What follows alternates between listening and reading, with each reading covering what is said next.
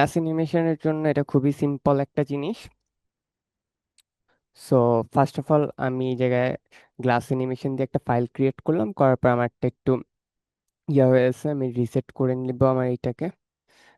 Close close দেওয়ার পরে আমি এই জায়গায় একটা ভিডিও নিতে চাচ্ছি, ধরলাম। উম, কোন ভিডিওটা নেওয়া যায়? এ- এই জায়গা থেকে আমি র থেকে আমি আমার একটা ভিডিও নিয়ে আসবো এই জায়গায়, নিয়ে এসে এই জায়গায় ড্র্যাগ করব। করার পরে আমি কি করবো, একটা অ্যাডজাস্টমেন্ট লেয়ার নিব। এই যে আমি একটা অ্যাডজাস্টমেন্ট লেয়ার নিলাম।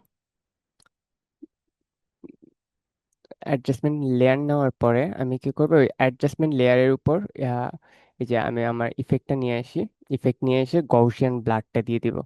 গaussian ব্লার গaussian ব্লারটা দিয়ে দেওয়ার পরে আমি ট্রাই করবো এই যে আমার ইফেক্ট কন্ট্রোল, এই যে ইফেক্ট কন্ট্রোলটাকে নিয়ে আসতে। নিয়ে আসার পরে আমি এটাকে 150 করে দিব। 150 করে দিলাম। করে দেওয়ার পরে করব কি, আহ, একটা শেপ লেয়ার নিব। একটা শেপ লেয়ার নিলাম এইরকম। সো আমি চাইতেছি যে এটা একটু রাউন্ড হোক। রাউন্ড হওয়ার জন্য আমি এই জায়গায় গেলাম, এই যে কর্নারটাকে একটু রাউন্ড করে দিব। একটু রাউন্ড করে দিব, একটু হালকা রাউন্ড করে দিলাম।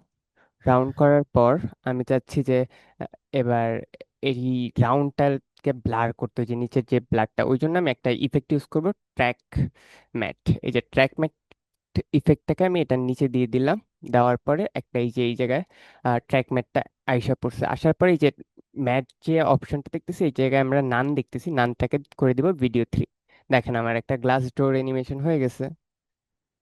এবার আমি এটাকে এই জায়গায় করতে পারবো, এই জায়গায় টেক্সট দিতে পারবো, সবকিছু করতে পারবো। তো ক্লিয়ার সবার? আশা করি সবার জন্য এইটা ক্লিয়ার।